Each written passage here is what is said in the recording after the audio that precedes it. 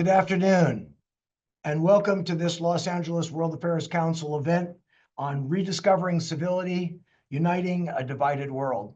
I'm Dr. Richard Downey. I'm the president and CEO of the Los Angeles World Affairs Council, and it's a real pleasure to have all of you with us today for what I think you're going to find to be a very interesting and timely discussion.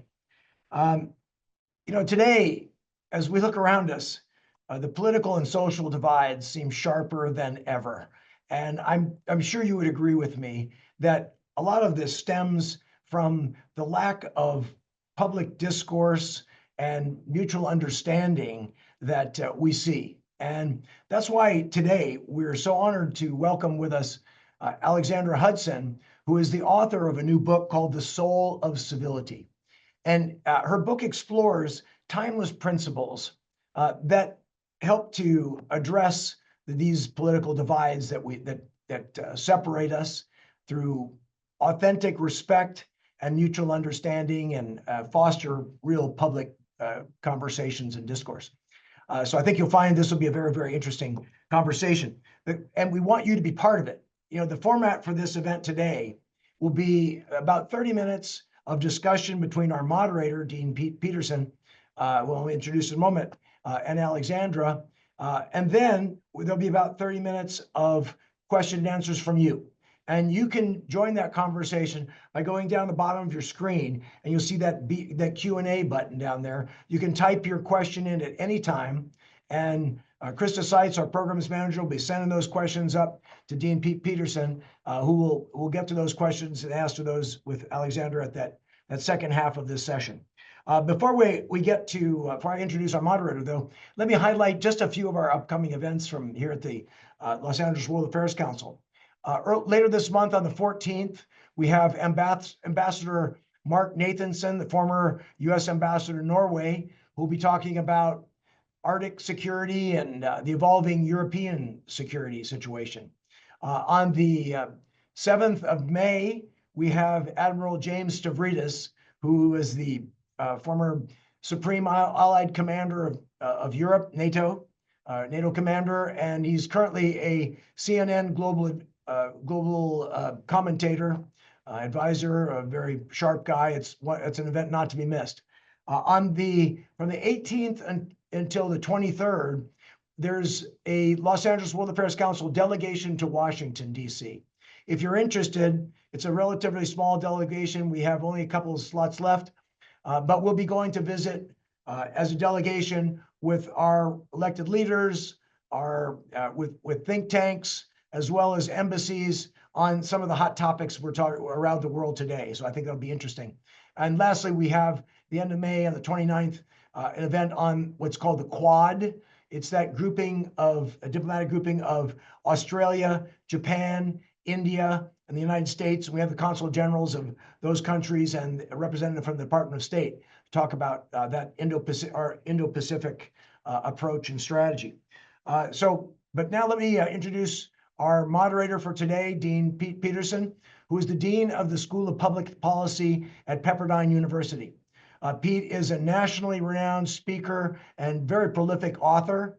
So he's on civic engagement and public policy. So he's really the ideal person to be moderated today. But most of all, we're very proud that Pete is moderated today because he is a member of our board of directors of the Los Angeles World Affairs Council. So we're honored to have you as moderator. Thank you so much, Pete. And I know everybody's excited to get to this conversation. So please, let's begin, Pete. Thank you. Thanks so much, Richard. And again, I am an honored member of the board of the LA World Affairs Council, and just delighted that the Affairs Council is hosting this particular conversation, which, as you say, Richard, is timely. And having read the book, I can't think of a better resource to consider in these polarized times. I'm sure that for many of our members and many of you who are joining us, these issues around civility and the lack thereof are important ones. And I'm excited to get into this conversation with Alexandra Lexi Hudson. Let me tell you a little bit about her as we welcome her into the conversation. Lexi Hudson is an author, essayist, and screenwriter.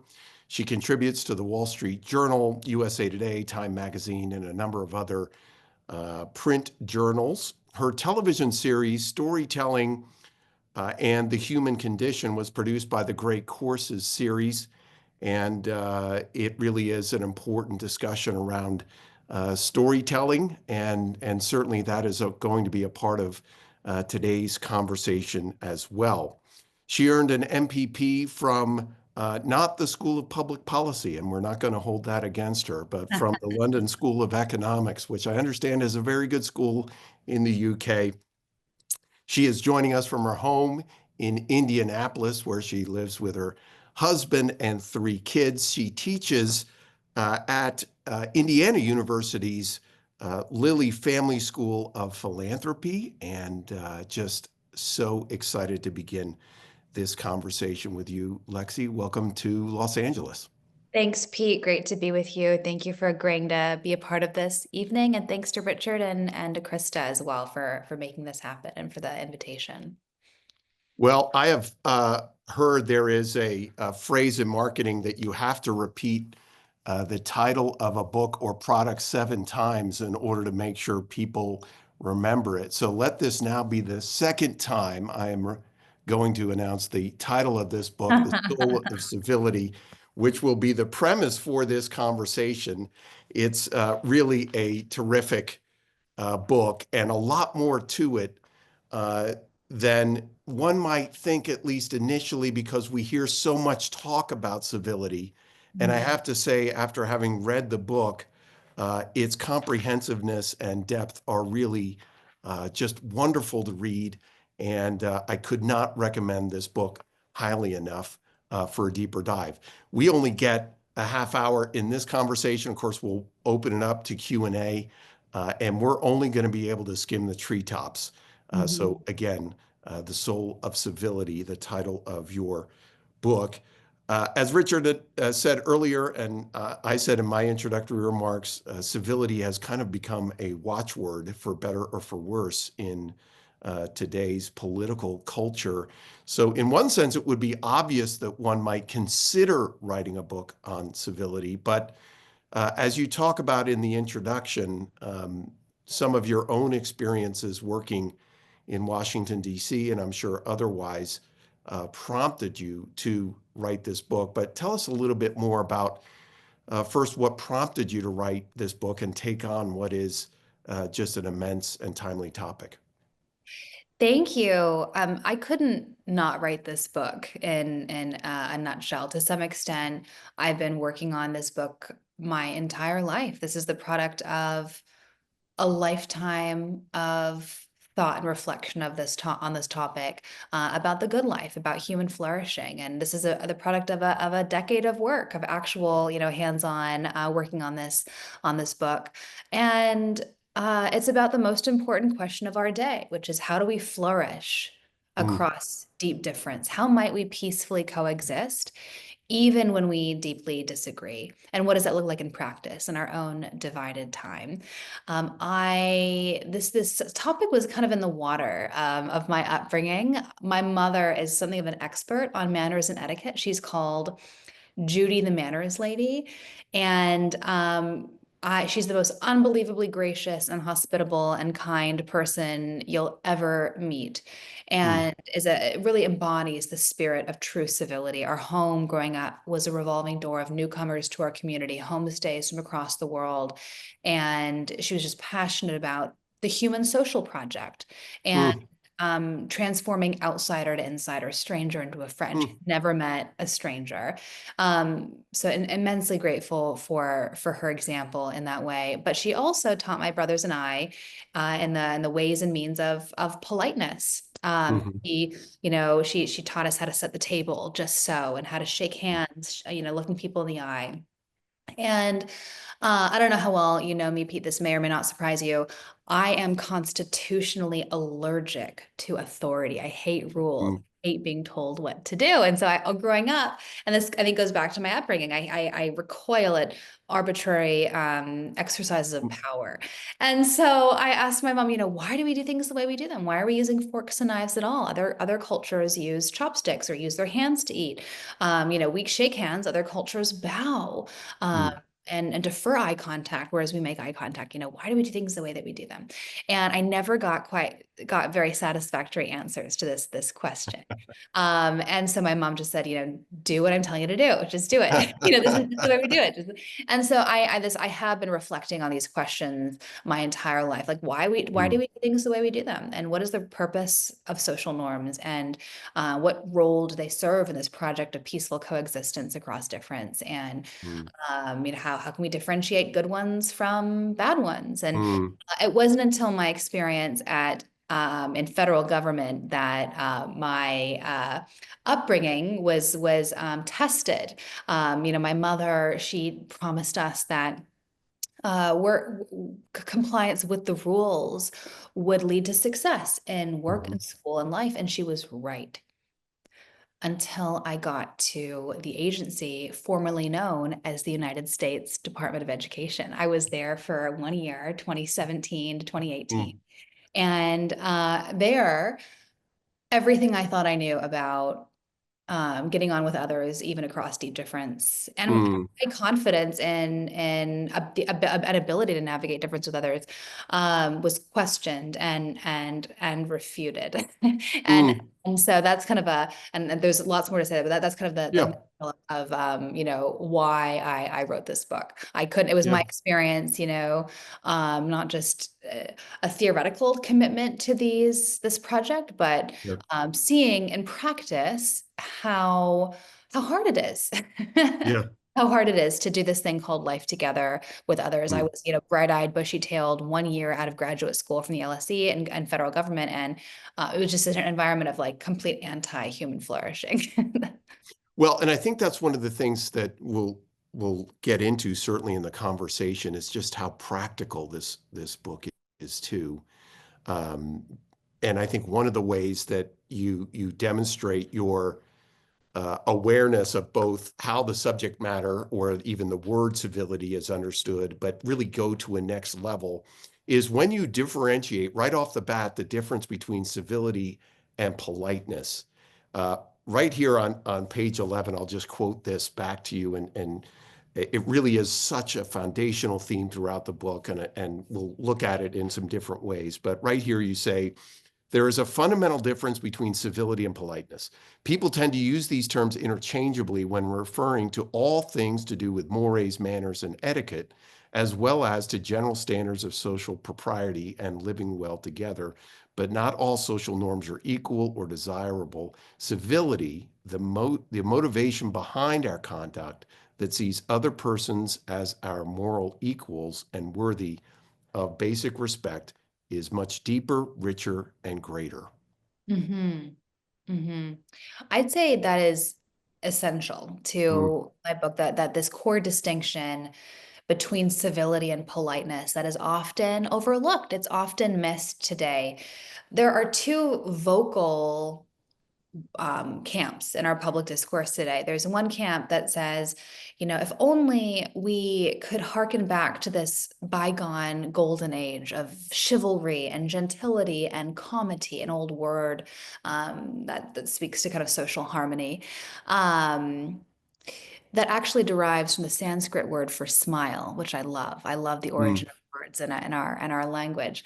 Um, And it's a great part of this book, by the way, Lexi. I mean, I really am a big fan of anyone who can not only use words correctly, but also get into their backgrounds. And even if you're a fan of etymology, you're going to love this book. So, and hopefully even if you're not. right. But it's also a great mnemonic, that just device to help us understand words and the story behind our language, I think, is often illuminating and important. So, but this core distinction is between civility and politeness is essential. So there's this one camp that says, if only they romanticize the past, if only we could, hearken back to this bygone era and revive civility and politeness, we'd be okay. And then there's another camp that says, no, civility and politeness are part of the problem. Mm, We need to burn it all down. We mm, need to dismantle civility and politeness and their propagator. They propagate people in positions of power. They keep the powerless powerless. They keep the oppressed oppressed. They're the tools of white supremacy. And so we need to, get rid of, eradicate all civility and politeness. And right. what both these camps overlook is this essential distinction between civility and politeness.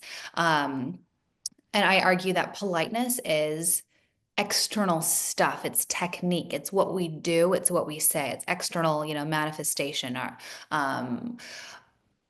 whereas civility is deeper. It's an internal disposition of the heart. It's a fundamental way of seeing others as they Mm, really are, beings inherently with respect, inherently deserving of respect, beings that mm, I come from a Christian background, that beings that bear the imago Dei, mm, the imprint of the divine. That is what makes human beings exceptional in yeah, nature, uniquely deserving of respect. And that dignity that we each possess means that we are each owed and owe to others a bare minimum of respect, full stop, no questions asked, no, without exception.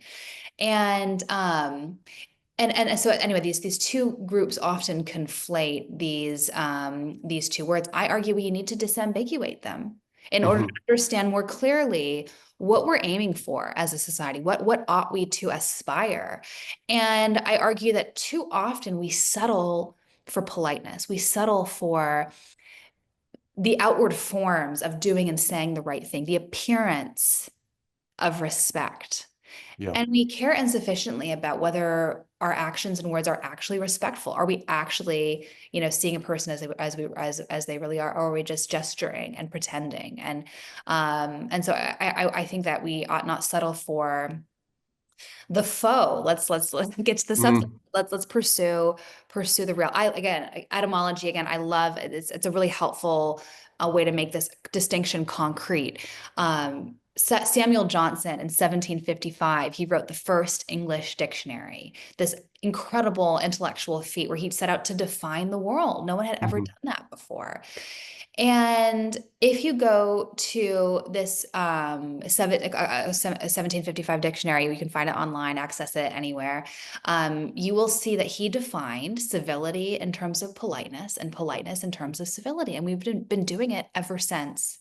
But this is the beautiful thing about the English language in particular, and many other languages, with the exception of French and other kind of really tight-knit cultures. But it's descriptive, like when there is a need for a reform in our language to meet a problem, like language does evolve. It does mm, change. And I argue that, despite Samuel Johnson's his many virtues, I don't mean to disparage him at all, but I think today especially we need to disambiguate these two topics, these two concepts. So the and my distinction honors the etymology of these yeah, two. So the etymology of politeness, the origin of our word politeness, comes from the Latin word polere, which means to smooth or to polish. And that's what politeness does. It mhm, papers over difference. It sweeps it under the rug, as opposed to mm, giving us the tools to grapple with difference head on. And the etymology of civility, I don't know how many classics people are on this call tonight, but it's civitas, which is our etymological root for our word civilization, citizen, city. And mm, that's what civility is. It's the conduct, the mores, the disposition, the habits befitting a citizen in the city. And that, especially in a democracy, requires sometimes being impolite, telling a yeah, hard truth, engaging in robust debate, robust dialogue about topics of the first order is the lifeblood of a democracy. We cannot settle for politeness. We can't settle for the yeah, foe gesticulating at respect.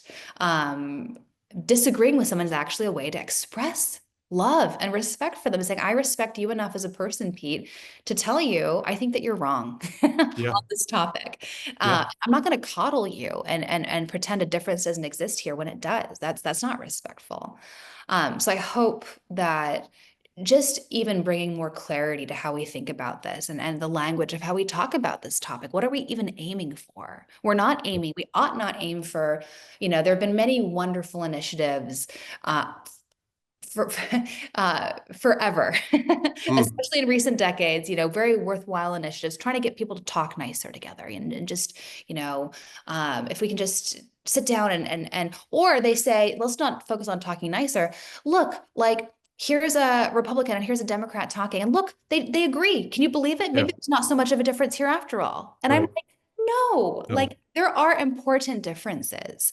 And the answer is not to diminish the difference. The answer is to recover a high view of humanity that says, yeah, I can respect you. I can even love you, have a basic affection for you in light of these differences, that our differences aren't something to be diminished. They're resources to be mined. That's like the beauty and the spice and joy of life is yeah. learning from people who differ from us. Well, I want to get to more on this exact distinction when we get to your chapter on civil disobedience, which even just looking at the table of contents, there are some chapter headings here that one would say, well, I don't know that I would see that in a book about civility, but sure enough, we'll get to it. I did want to jump ahead to your chapter titled Freedom, Democracy, and Human Flourishing. And one of the items or themes that you explore there as it relates to civility is the importance of institutions. It's not as if that you're saying in this book that while uh, manners may not be sufficient, you're not saying in the Soul of Civility that they can't be grounded in reality and helpful in the polishing work, as you say, that is necessary in living in a diverse culture. At the same time, you do talk about a way of understanding civility, which has to do with self-governance, something that the founders would talk about. And there's some great quotations in here, really throughout the book, but Henry David Thoreau and Tocqueville and others, especially in this chapter. And I wanted to quote just two passages back to you on this subject and how civility is an important grounding for freedom and democracy. Our everyday behaviors are regulated by unspoken, subtle guidelines that have developed over time to make coexistence not just tolerable, but enjoyable. Counterintuitively, true freedom comes with self-imposed restraints on our words and conduct for the sake of others, the only path by which we might become fully human and fully free. Mm. So talk about this distinction again, which is counterintuitive and is grounded in civility rightly understood, to Mm. borrow from Tocqueville, that a sense of self-governance and propriety can still be a part, even if it's derived from manners, but an Mm. important part of living in a diverse democracy.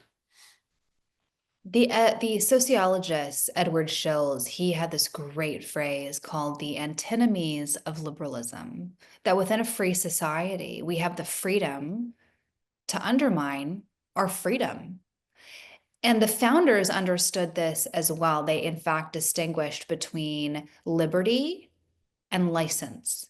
Liberty was a virtuous use of our freedom, pro-social ends and good ends. And license was a vicious use of our freedoms. And so I love this, there's this duality to living in a free society that,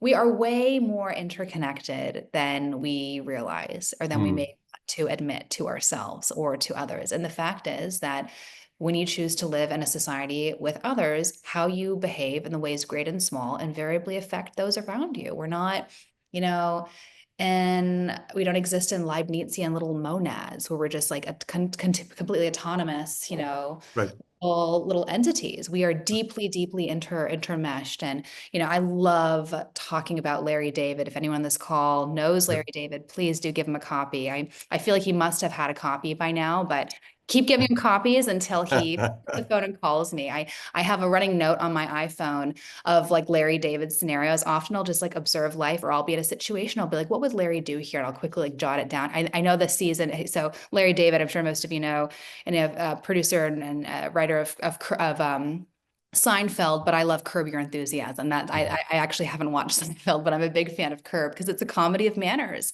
And I call Mm, Larry David the foremost defender of civilization today. And again, as I mentioned, I'll kind of like channel my inner Larry David in a social Yeah. situation, like not in real life, because that's, Yeah. you know, preposterous. You know, no one can do that but Larry David. But like in my notes, I'm like, this would be a great episode, a great premise for an episode. Like, for example, to see Larry David live out the categorical imperative one day, where all of a sudden he has to live by the same rules that everyone else applies to. And anyway, so but I call Larry David because the foremost defender of civilization, because he does the things, he says the things that we're all thinking, you know, like in a society. For example, that we wouldn't want the government to enforce, crucially, but that the common kind of grievances and indecencies that most of us decent people would just let go. You know, that's just a life tax, and I'm just going to bite, you know, grit my teeth and move on, try and forget about that really discourteous person who cut me off in traffic, or who left, you know, who double parked, or who like left a mess at the what is it called, the condiment station at Starbucks or something. Right. Like, well, most of us ignore those things. We're like, we roll our eyes and, you know, huff at society, the state of society these days. Larry David does something about it. I love this one episode. You know, he's at a cocktail party and he's getting some hors d'oeuvres, Yeah. and there's someone who is like piling on their plate caviar.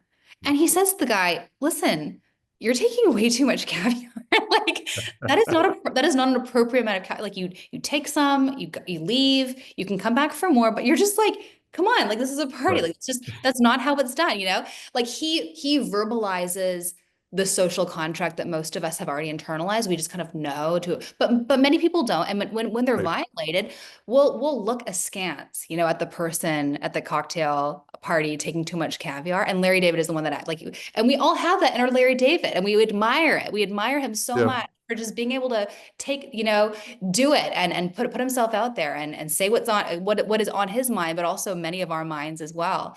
You know, I remember one time one episode, he was at a dinner party and someone offered to pay him. It was pay him or erase a debt that he owed someone. If he would like, if Larry David would tell the person's wife that saying LOL out loud, which is like a weird social tick, was like really annoying. And Larry David, like, what, you'd erase my debt for that? Like, I'm like a social assassin. I could make a living out of this. Like, you know, he's just so funny. And I mean, he reminds us that we are deeply interconnected as a species, and in ways great and small. And it's often the low grade aggravations in our day-to-day life that make us want to, you know, throw in the towel on this thing called society more Yeah. often. We hear a lot of our commentariat today lamenting the civilizational demise that we're living Right. through right now. America's on the brink, and the Yeah. West is in peril, and democracy is, and it's like, I think most people care less about that and more about the fact that, you know, their neighbor is like playing music too loud. You know, it's like the Yeah. indecencies at the day to day. I love this line from Giovanni della Casa. He's one of the writers of the Italian Renaissance and one of the writers on civility that I feature in my book. Brilliant book. And he says, you know, even light blows, if they are many, can kill. Like, life with others is hard, and it can feel like death by 1,000 paper cuts sometimes. Yeah. And I think a good kind of rule of thumb is to say, you know, how can I go through this day? Not just life in general. Like, don't extrapolate it too far. Just focus on like the day before you. And I'm talking to myself as well. I'm not an expert. You know, it's just so easy to go through our day. Like, I have 3 children, barely surviving, barely like getting everyone clothed and fed and out the door. Right. And like, you know, one tiny thing can feel like an explosion in my mind. I'm like, no, like one little setback. I have like no patience, you know. Yeah. But just to think, okay, today, how can I do my best to just like not make life harder for anyone else? You know, just Yeah. like, and even on, and that's like a bare minimum. But on a good day, like, how can I proactively like make someone's life better Yeah. today? Like, life is so hard. It is so hard. We're all exhausted. We're all running on empty. And this is what civilizational consists of. So this is what civilization consists of. This everyday decision, this recommitment to this joint project of living well with others. That is very hard, but it's the good life. There's a reason why, as long as we've been around as a species, we've been trying to do this thing called life together. As long as we've been around, like Yeah. as long as we've existed, we've tried to peacefully coexist, and it's always been complicated. It's never been a foregone conclusion. I talk about this duality in the human condition that makes this a timely conversation, as you mentioned, but also a timeless problem. It's a timely conversation because it's a timeless one. This duality is between our profound sociability. We have a profound love of others, but we are also defined by self-love. Yeah. We are designed to meet our own needs before others. Yeah. These two facets of who we are our intention. It always has been that way. It always will be. Civilization, life with others, is fragile, and I think we overestimate, we underestimate how fragile it is, and we underestimate our power to strengthen it. And to enhance it, to see it survive and sustain it. I think it does consist in the everyday small things that are so frequently overlooked in this complex, anonymous society that we're in. So we've got some great questions coming in via the Q&A, and I'm going to get to those in just a second. I wanted to see if I could squeeze in two quick questions before we go to the audience questions. And in fact, looking at those, at least one of these might address those questions. First is, I did want to bring up your introduction of the concept of civility rightly understood as it relates to civil disobedience. And you write here in that chapter, civility obligates conduct befitting a citizen of the civitas. Civility at times requires being impolite or rude or even offending people, but civility always respects the basic personhood and dignity of others. So again, just grinding down a little further on this difference between civility and politeness. But I think one of the things that's so important about the soul of civility is that you understand that in respect, truth-telling can come across as being rude or direct. So just speak to that. And I have one other quick question before going to the audience. One of the highlights of this book coming out and sharing with the world was an invitation I received to speak at the Alabama Supreme Court in Montgomery. And I don't know if anyone in this call has ever been to Montgomery or the Supreme Court of Alabama, but I didn't know this until I was there. It is situated on Dexter Avenue, which is right next door to Dr. Martin Luther King Jr.'s church, where he preached about the virtue of civil disobedience as the duty of a citizen. And he talks about, how do you know the difference between a just law or an unjust law? And he says a just law is one that squares with the eternal law and the moral law of the universe. And an unjust one is one that does not, and that we have an imperative at times to confront, to disobey an unjust law that does not square with the eternal moral law. And he says, he goes on, he says, any law that that uplifts human dignity and ennobles human personality, that is a just law. Any law that degrades human dignity and human personality, that is an unjust one. So it was beautiful to be at the Alabama Supreme Court talking about this right next door to where Dr. King, preached about these ideas from his pulpit on Dexter Avenue. And I was a stone's throw away from where Rosa Parks was kicked off the bus. It was just down at the end of Dexter Avenue. For refusing to sit at the back of the bus. In that moment, she violated a positive law, like the civic law per day, and she was violating, whatever it was, Chapter 11, Section 4 of Alabama state law, Jim Crow era law that mandated African Americans defer and give their seat to a white person. In breaking that law, she was highlighting how it was in tension and contradicted the eternal moral law of equal human dignity. And I loved how both Dr. King and Rosa Parks illuminate that really the soul of civility in their message and in their life's work and in their conduct. Living out true civility in speaking truth to power, and saying, confront pricking the conscience of a nation. And anyway, that was just a profound Yeah. a profound highlight, a real privilege to be there. So do go to Montgomery. There's a beautiful little cast iron statue of Rosa Parks, tiny little beautiful, precious Rose. She was so petite Yeah. and apparently very timid, very introverted, very shy, and yet Mhm. so powerful, Yeah. and again embodying the spirit of the soul of true civility. Well, King is well represented in this book, and for reasons that you've just outlined, but and even more. So again, just very important part of the book. Second quick thing before we go to audience questions, although I think we answered just a couple with that last one. Discuss your, as we get very practical here, discuss your concept of unbundling people. I think this is a really helpful mental framework that is an important antidote to several toxic tendencies in our current moment.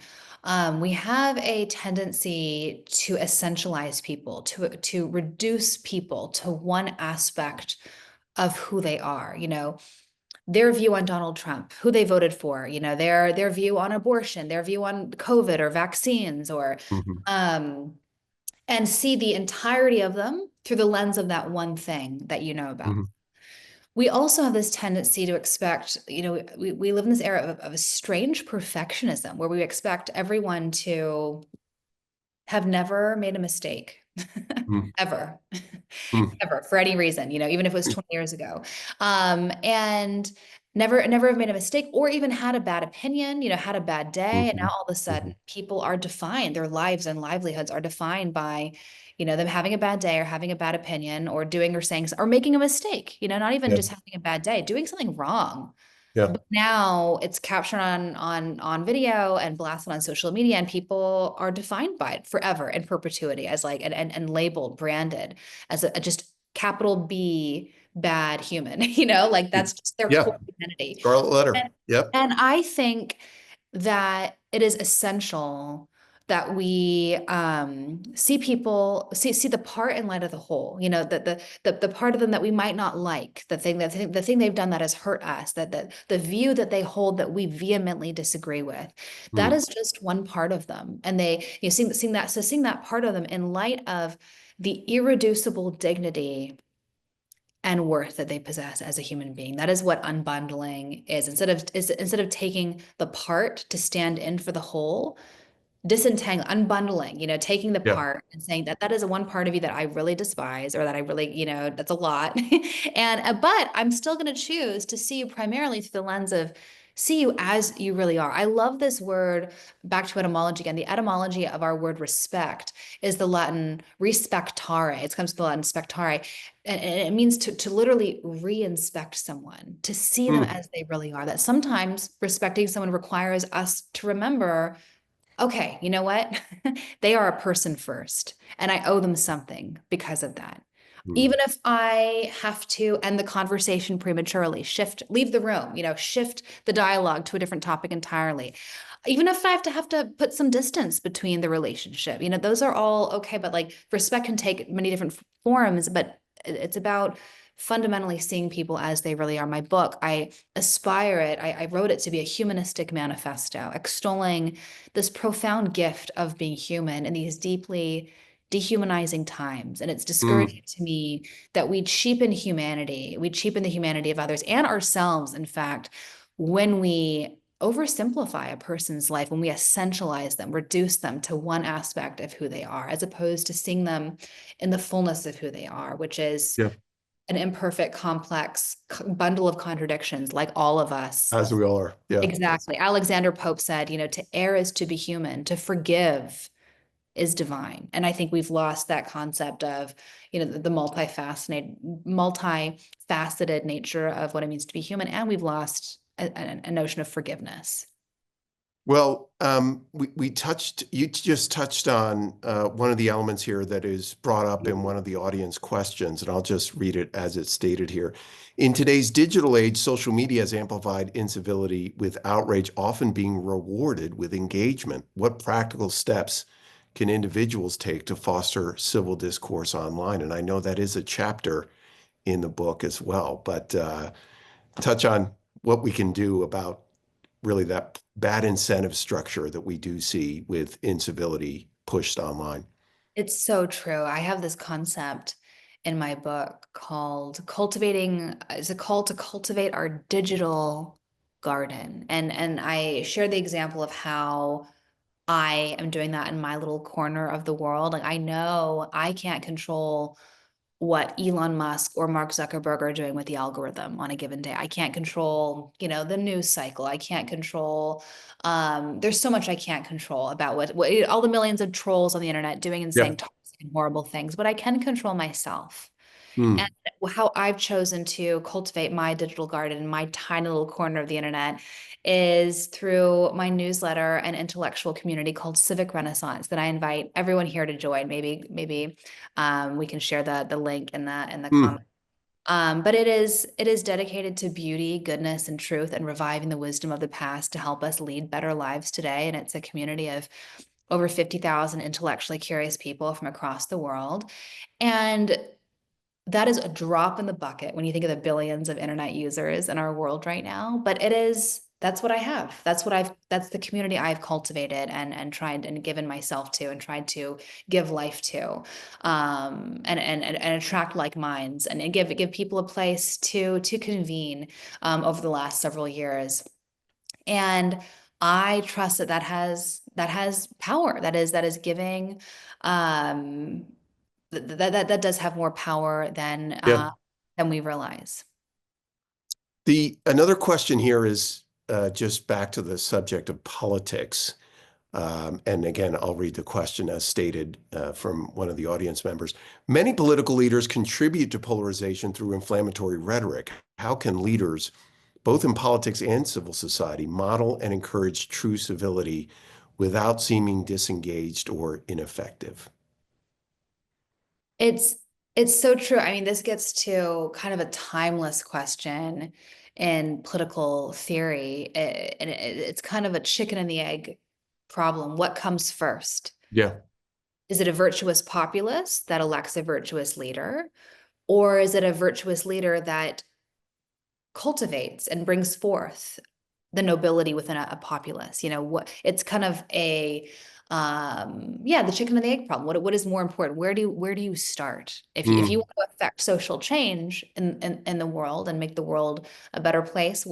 Where should you focus your efforts? And a lot of my most formative intellectual influences of the Italian Renaissance, such as Erasmus of Rotterdam, for example, Petrarch, others, they had a top-down view of Mhm. social change. They wanted moral reform in society, and they sought to work with leaders. They thought that by cultivating the virtue and character of the next generation of leaders, that would have a trickle-down effect and promote virtue and integrity and character more and society more broadly.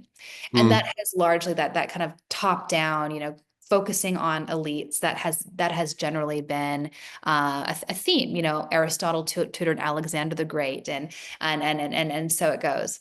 Yeah. Um, but I take a slightly different approach. I was in Washington. I was not powerful, but I had a lot of proximity to power, Mm. and I was so discouraged. I left pretty repulsed by the Yeah. state of the world right now, and I wanted nothing to do with it. I was, Mm. again, 23 years old, had no business being in the position I was in. And so part of my story is that I fled government. I came home from one day from work and said to my husband, I'm done with DC, I'm done with the swamp, I'm done with Indiana. I'm done with DC. Let's move to Yep. Indiana, I said. And my husband's from Indiana originally, Yep. and he said, okay, sounds good. No takebacks. And a few months later, we were out here. We've been here 7 years now.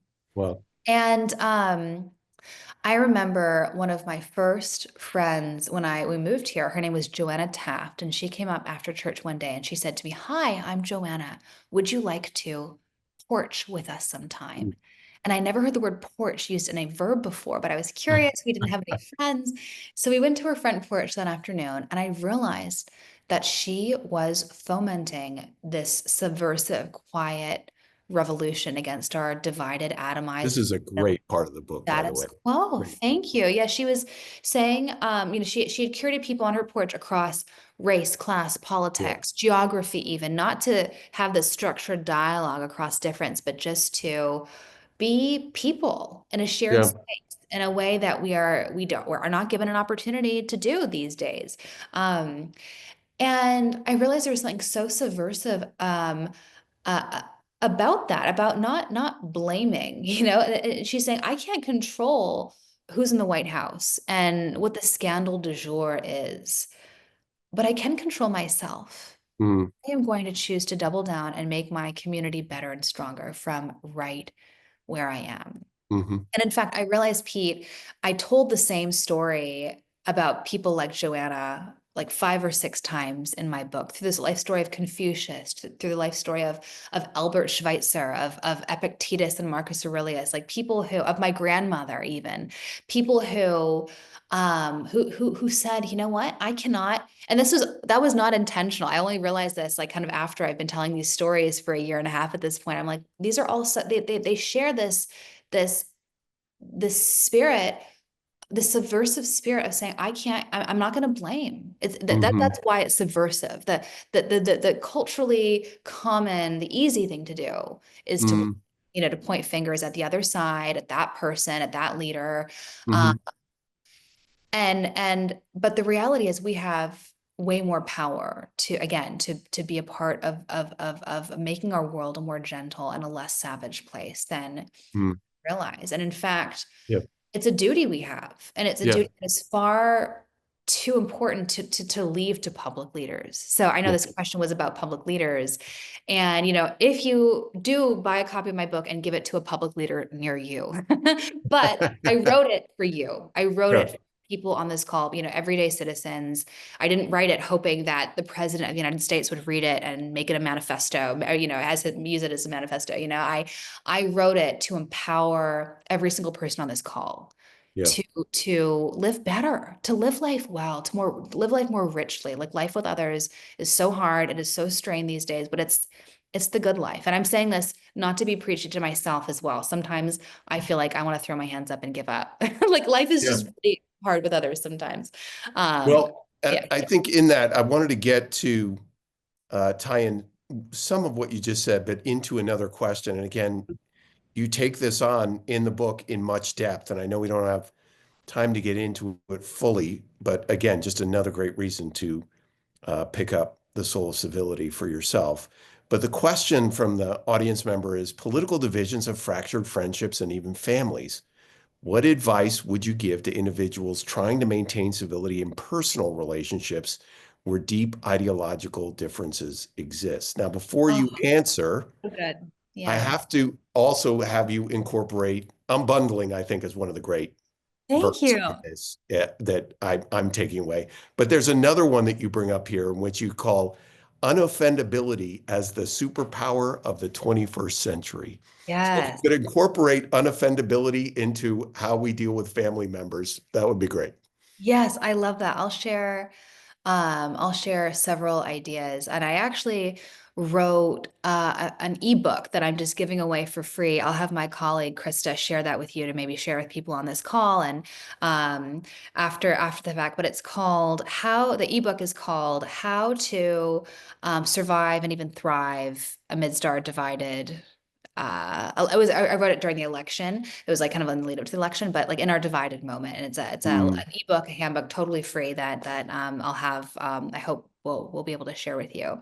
And share just a few insights from the book. So yeah, unbundling people is absolutely one of them, saying, you know, too often we define Uncle Joe, not Uncle Joe, what's another, you know, Uncle Peter by, you know, his crazy activist politics. And we just say, you know, he's just not someone I can be around or not someone I can have in my life. And that to me is the cost, the hidden toll of our divided moment that no one is talking about, the tragic Yeah. number of lifelong relationships, friendships that are being severed or severely strained over political difference. That I think is something new. And it gets to this, I think it speaks to how a lot of politics today has become existential. I write about this in the final chapter of my book, that as things like church and family and community have been on the decline in recent decades, I think these are traditional touchstones of meaning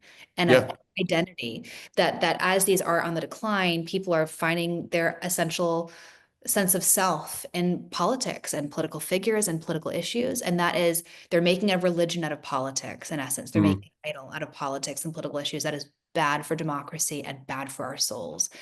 And it's bad for our relationships too, because again, we're treating these issues like, you know, like our sacred cow issues, like, oh, Yeah. because crazy Uncle Peter doesn't agree with me on this issue, I can't have him in my life, as opposed to zooming out and seeing the fullness of who he is and the context. Like, you know, we have a Yeah. full, like, 30-year relationship. He's been in my life. He's been my uncle, you know, Yeah. you know, challenging ourselves to see beyond those stumbling blocks, those things that may make it hard. And yes, unoffendability, that is something that my grandmother, Margaret, taught me. She was just utterly unflappable. Like you couldn't offend her if you tried. And what a superpower that is. I Yeah. think, you know, I'm saying this like as someone who struggles with this myself. I think we walk around like looking for reasons to be offended, you know, but what imagine being able to say, yeah, actually, you know what? We have way more power to choose whether we see offense, we read hurt and woundedness into a situation than And we, Lexi, how often, and I'm speaking to myself here on yeah, this, how often do we scroll through social media just looking to be offended? I know. I mean, I'm sure there's some biochemical thing going on there that, you know, The it rage leads. clicks. Well, you Yeah. know, back to the profit motives and the incentives Yeah. of media companies, like just wanting to provoke, and Yeah. we click on something out of it, we get that adrenaline rush because we're enraged, that Right. righteous indignation, that's Yes. rewarding. That is intoxicating, you know, Mm. to feel so right when we're reading something so wrong. Like but no one is served by that, you know, Yeah. like stay off social media. That's generally like my rule of thumb. Like be online less, be in person way more, which is kind of conventional wisdom these days. Another tidbit I'll leave you with is that I think is so underrated, that there is a surprising power to just not talking politics. And this Yeah. gets to a theme, a drumbeat in my life and in my work, that we've allowed politics to take up way too much of our lives and our mental consciousness, our mental space. And this is another thing that is troubling and different than past eras. One was, you know, again, the shocking number of lifelong relationships and family relationships that have been strained or severed over politics. That is, Mm. there's a lot that is not new about this topic that I think is troubling and concerning.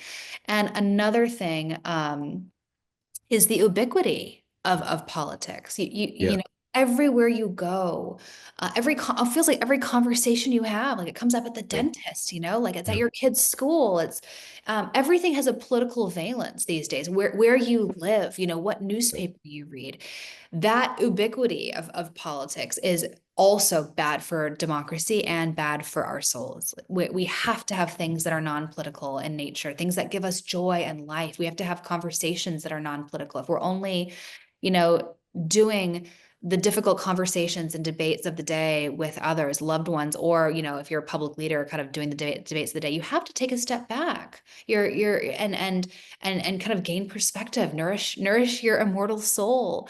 Yeah. And if we're only having the hard conversations day in, day out, no amount of, talking nice kumbaya, like techniques of, how to talk nicely together, that's not going to work. Like we have to, I have, it's part of my ecology of the soul, like to replenish, to restore. I think Yeah. we're kind of running on empty emotionally, spiritually, psychologically. And I talk about things like, I offer it sounds so patronizing. I don't mean it to. Like, what are some things that we could talk about that are non-political in nature?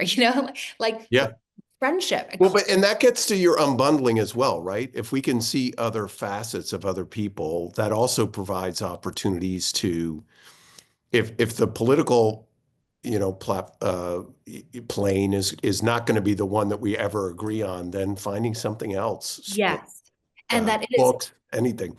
yes, it is entirely, I hope everyone takes this to heart. It is entirely possible, in fact, even at times noble, to have a relationship with someone and just to draw a bright red line around a topic and be like, Yep. we're going to set that at the door. The Yep. moment you walk in, that is, I get chills because this has like been something in my own life that I've had to put into practice. That has saved a very important relationship to me. Just drawing a bright red line about politics and saying, you know what? I love you, but let's just not talk about, let's literally talk about anything and everything else. Mm. And I can't wait. And that was not easy for this one beloved person of mine. Like all they wanted Mm. to do was that they had to talk at me. It was not a conversation, right? They had to talk at me with Right. their politics. And I Right. had to draw that boundary that they continued to, not respect until finally they did. It's literally saved the relationship. And I'm so profoundly Okay. grateful. So let that take away for tonight. Talk about politics less and fill it with passions and pursuits and beauty and friendship and curiosity. There are just so many other beautiful, fruitful things. I mean, it's kind of counterintuitive to say, how do you save public discourse? It's like, make the things that define public discourse matter less, like do it less, literally do other things that Yeah. are more soul nourishing and beautiful. But I really think that's what we ought to do.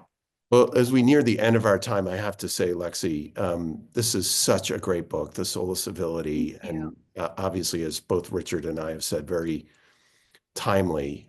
Uh, the two-word takeaways are unbundle and unoffendability. Yes. Those are definitely both Yes. words and concepts that I'm going to be putting into practice. But again, I just want to return to the importance of that differentiating you're doing between civility and politeness. And the main difference in that differentiation is that in civility, you're actively engaging with another person. It feels like with politeness, we're more looking inward, if you will, in the things that we practice or the manners that we practice. Mhm. And that focus on the other, which you keep coming back to over and over and over again. And I think about as well, the example that you regularly come back to in Dr. Martin Luther King Jr., who again was willing to take on very Mhm. tough issues and directly and passionately, but still maintain civility as he was doing it. All these, I think, are optimistic themes. And so as we close, and before I throw it over to Richard, tell us a little bit about Civic Renaissance and kind of the next stage on beyond the book. And I know Krista put the link in the chat, but just how people can continue to follow your work.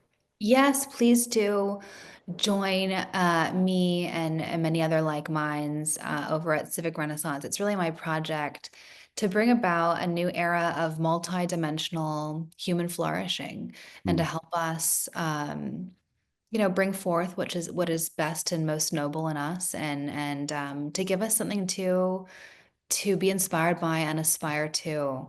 And it's really, just my place to muse and learn alongside people like you.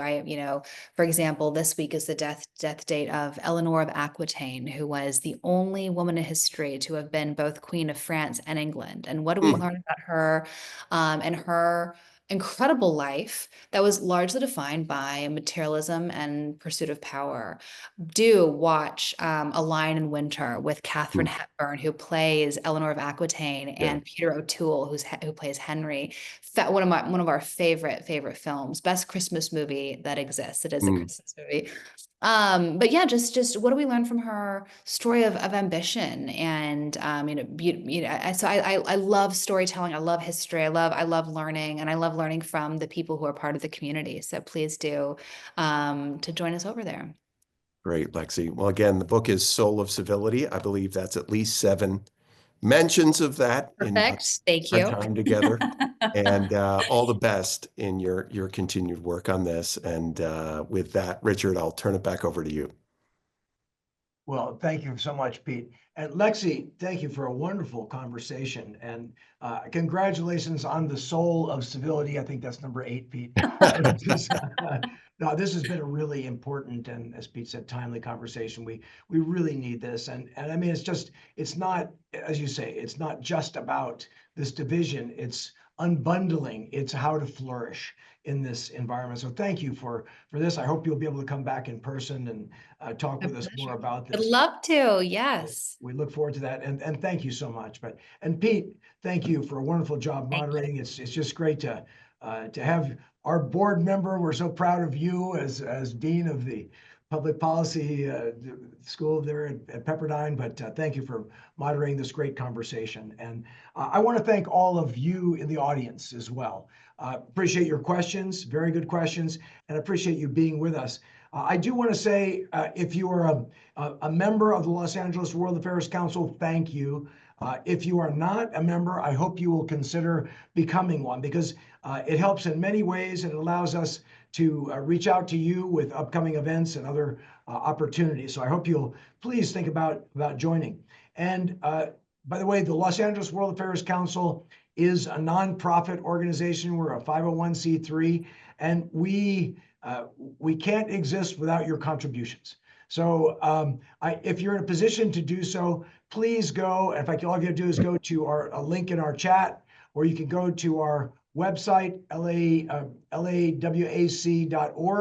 and there's a button there to donate. If you're in a position to do so, we would be very grateful for any contributions you might give. But and we look forward to seeing you at some of our upcoming events that I mentioned earlier on the 7th of the 14th of April with Ambassador Nathanson, the 7th of May with Admiral Stavridis and the others. But again, thank you, Lexi and Pete. Thank you so much for wonderful conversation. Thanks to our audience, and I wish you all have a great night. Thank you so much. Good night now.